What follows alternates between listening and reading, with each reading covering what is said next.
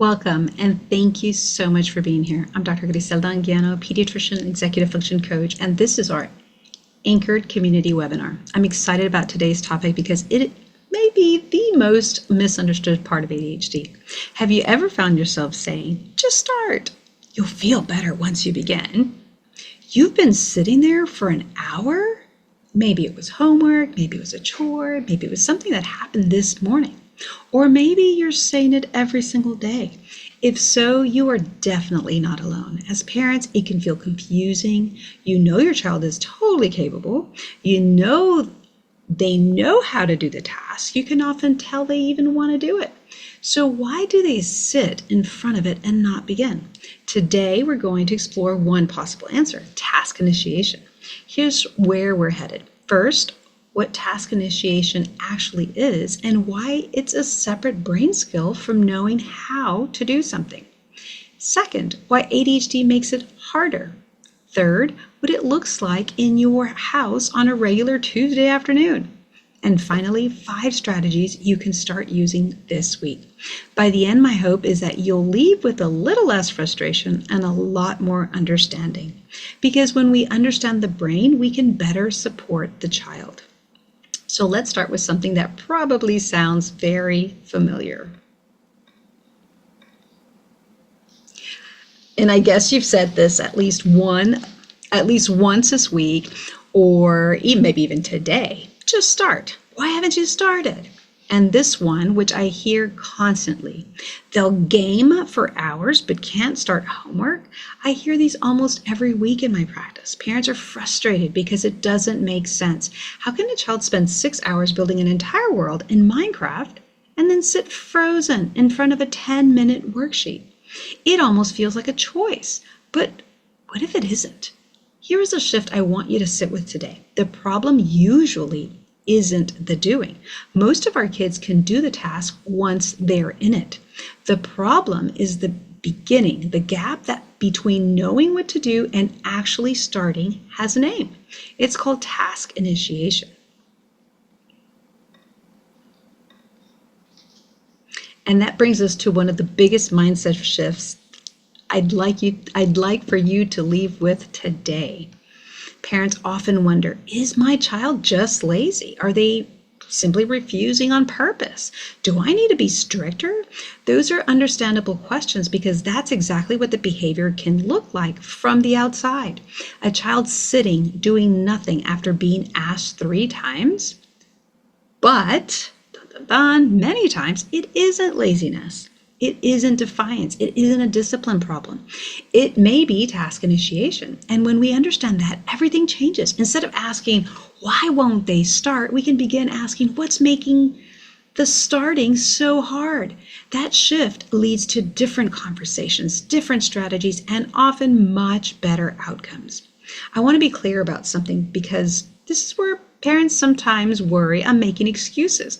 Understanding the brain is not lowering the bar. We still expect the task to get done. We just stop using pressure as the only tool because pressure is the one thing that reliably does not work here. So what exactly is task initiation? Task initiation is one of our executive functions. It is the ability to begin a task on your own without someone standing over you. And here's the part that surprises parents most. Task initiation is a completely separate brain skill from knowing how to do the task.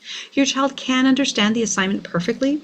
They can have every material sitting in front of them. They can genuinely want to be done with it and still not be able to begin. I describe it as the brain's ignition switch. Think about it like turning a key in a car. The engine is fine, the gas tank is full, the driver knows exactly where they're going. But if the starter doesn't catch, that car is not moving. Nothing about that is a character problem. And this is why just start is such an unhelpful advice for our kids. We're telling them to turn a key that isn't catching. Saying it louder doesn't make the engine turn over either. And here's the thing about task initiation. Once you know what it looks like, you start seeing it everywhere. Let's just kind of talk about a few examples. Homework. The worksheet is out, the pencil is out, and they are simply sitting there. Let's say for chores, the room they fully intended to clean. They weren't lying to you when they said they would. Mornings, fully dressed, teeth brushed, and still not moving toward the door. How about transitions? This one is huge. Stopping one thing to begin the next requires starting twice. Task initiation is involved in all of these. So I want you to just let's do a little something different. I want you to think of a task that you've been putting off. Not a hard one, just an easy one. For example, the phone call you need to return, a form that you need to sign, the email that would literally take minutes to do. You know exactly how to do it. You have time to do it. You may have been carrying this around for weeks. Now ask yourself honestly, why haven't you started? It isn't laziness. You're one of the most capable people in your own household. That feeling you just noticed, that strange resistance to beginning something easy, that's only a small taste of what your child feels many times a day. Now imagine feeling that about nearly every task on your list. And imagine being 8 years old with someone telling you to just start. That's much closer to what many children with ADHD experience. So why does ADHD make this harder? ADHD is much more than difficulty paying attention. It's a difference in executive functioning. Executive functions are the brain's management skills. They help us organize, plan, regulate emotions, and yes, start tasks.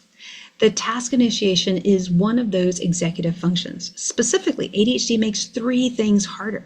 First, generating activation energy on your own without someone pushing. Second, moving from thinking about the task to physically doing the task. That gap is where kids get stuck. Third, starting when there's no urgency and no interest. That third one matters. This is why the same child can start a video game instantly and then cannot start a simple worksheet. The ADHD brain starts easily when there's interest, novelty, urgency, or competition. Without those, a starter doesn't catch. Notice what I didn't say. I didn't say intelligence. I didn't say caring. Knowing what to do isn't the problem. Performance in the moment is. I want to repeat this concept from Dr. Russell Barkley's work. Knowledge isn't the problem. Performance in the moment is. So what does difficulty with task initiation actually look like in everyday life? Many of these things are going to sound really familiar, right? Your child says, I'll do it in a minute. And they mean it. That's the part parents miss. In their mind, they fully intend to. How about, I don't know where to start. This one is worth listening to closely because it's often literally true. The task feels like one giant undifferentiated blob instead of a series of steps. Then there's the circling. You'll see them sharpen the pencil, get a snack, reorganize the desk, go to the bathroom, everything except the task. From the outside, that looks like avoidance because they don't care. Often it's the opposite. The circling is anxiety about a task they do care about. And doing an easier task instead, sometimes they'll clean their whole room just to avoid a 20-minute assignment. I want to name something here that's easy to miss. For a lot of kids, this looks like freezing, not refusing. They aren't standing there defiantly. They're stuck and often quietly embarrassed about being stuck. That doesn't mean they aren't responsible for learning strategies. It means they need help building these strategies instead of simply being told to try harder. So if that's what's happening inside the brain, what do we as parents often see? This is where misunderstandings happen. Parents naturally describe what they see. They say, my child is lazy. They're avoiding it. They just don't care. They're manipulating me to get out of it. They procrastinate on everything. Those words make sense because that's the behavior that we observe. But those labels describe the symptom, not the cause. And I want to pause on the word lazy for a moment. Of all the labels our kids collect, this is the one that sticks hardest. Many adults with ADHD will tell you they carried that word into their 30s and 40s.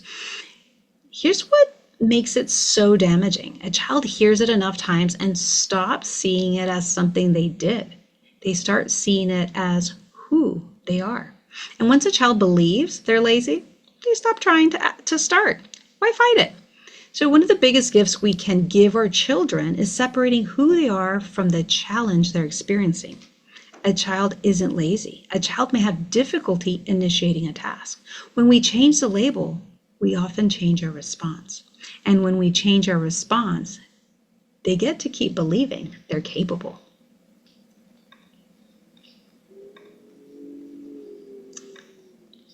So let's take a closer look at what's actually happening. Think about this simple sequence. First, the intention forms. Please go upstairs and start your homework. And your child genuinely intends to. Nothing is wrong at this stage. Then comes a stall. This is the part we don't see from the outside. The brain needs to convert that intention into a first physical movement, and the signal doesn't come. So they sit, or they wander, or they pick up something easier, and then no lunch. The task never begins, and 20 minutes later we walk in and see a child who hasn't moved. Here's what I want you to hold on to. The intention was real. They were not sitting there deciding to disobey you. The wanting is there. The starting mechanism simply isn't firing. And here's a piece that breaks my heart just a little. Our kids usually know they should have started. So while they're sitting there, they're often flooded with shame about not starting. And shame is one of the most reliable ways to freeze a brain even further.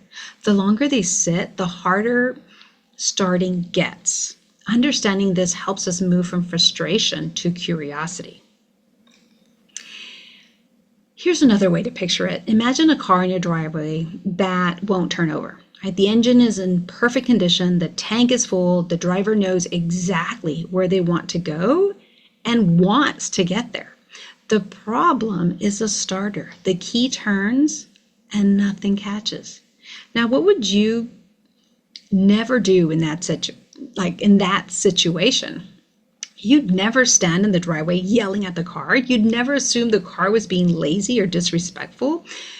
You'd get a jump, you'd give it a push, you'd get help. Task initiation works very much the same way. ADHD doesn't mean less intelligence. It doesn't mean less potential. It doesn't mean less desire. It often means the starter needs help catching. That's why lowering the barrier, shrinking the first step, and starting alongside them can make such a difference. We're not changing the engine. We're helping it turn over. A car that won't start isn't a bad car. So if the problem isn't that they're refusing, does pushing harder help?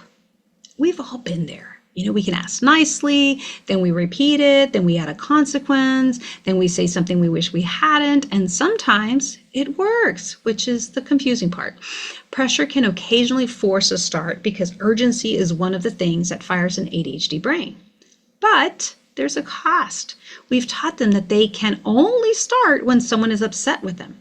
And that isn't a skill they can take to college or a job. More often, pressure backfires it entirely because stress makes executive functioning worse, not better. A stressed brain initiates less, not more. So instead of asking, how many times do I have to tell you? Try asking, what would make starting easier right now? That's a very different question, and it's the one that actually builds the skill. So how do we actually help a child start? This may be one of the most practical ideas that you're going to take away today. Stop asking them to do the task. Ask them to do the first 60 seconds of it. Here's why this works. When a child looks at, clean your room, the brain sees one enormous undefined thing and it can't find an entry point. But when you say pick up the clothes on your bed, that's an obvious first movement. The brain can grab onto that. And here's a beautiful part. And most of you have experienced this yourselves. Once we start, we usually keep going. Starting is the hardest part. Momentum does the rest. Think about your own life. How many times have you dreaded a task for 2 weeks, finally started it, and finished the whole thing in 20 minutes? That's not because a task was easy. It's because starting was the barrier, not the doing. One caution, don't turn just do 1 minute into a trick to get the whole task. If they stop after a minute, honor that. Otherwise, they'll stop trusting the strategy. Most of the time, they won't stop. They'll just keep going. So a few other strategies you can start using today, and I'm going to give you 5 more, and then again, we'll kind of repeat them at the end, so you don't need to write really fast. But first, body doubling. Right? This one surprises parents, and it may be the single most effective thing on the list. You sit down near them and do your own task. Pay bills, fold laundry. You don't help, you're just present. Something about another person starting alongside them gets the engine to turn over. This is why kids who can't start homework at home will do it fine in a library or at a friend's kitchen table. Second, name the first physical step. Not do your homework, instead, open the folder. Give the brain something concrete to grab. Third, 5-minute starts. Set a timer. They only owe you 5 minutes. The timer makes it finite, which makes it approachable. Fourth, transition warnings. Stopping one thing to start another means starting twice, which is why transitions blow up so often. Give a 10-minute and a 2-minute heads up. Fifth, pair starting with a movement or music. A specific song for getting dressed, a lap around the house before homework. So movement raises dopamine, and dopamine is exactly what the starter needs. So those 5 again. Body doubling. Name the first step. 5-minute starts. Transition warnings. Movement or music. One last note. I don't want you to try all 5 this week. Pick one. Use it for 2 weeks. Small changes often lead to big improvements. And perhaps the biggest strategy isn't something we do, it's how we speak. One of my favorite parenting shifts is replacing assumptions with curiosity. Instead of saying, why haven't you started? Which, if we're honest, isn't really a question, it's an accusation with a question mark. Try, what's the very first step? This does something important. It moves you from opponent to teammate, and it often reveals the actual sticking point. Sometimes their answer will surprise you. I don't know if I'm supposed to use a pen or a pencil.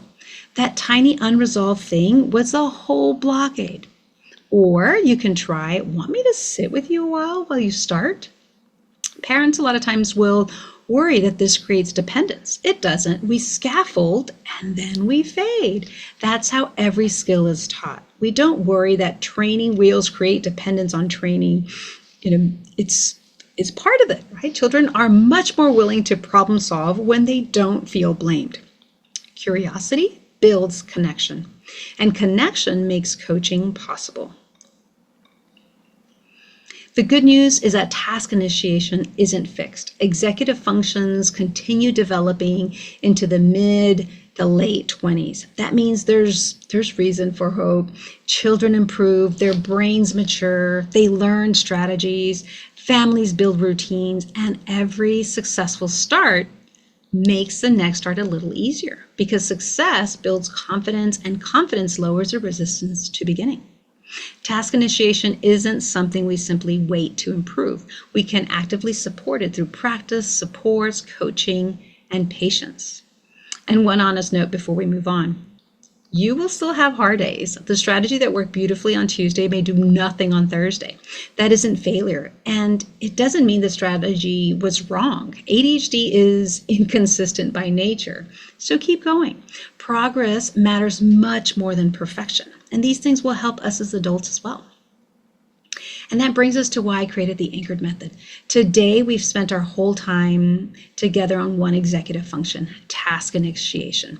But it's only one piece of the puzzle. Children also need support with working memory, planning, organization, emotional regulation, flexibility, and many other executive function skills. That's why I created the anchored method. It has 4 parts. We start by understanding the brain. That understanding helps us connect differently with our children. From that connection, we can begin building skills. And as skills grow, confidence grows too, for both children and parents. Understand, connect, build, grow. Our goal isn't simply managing ADHD, it's helping families thrive.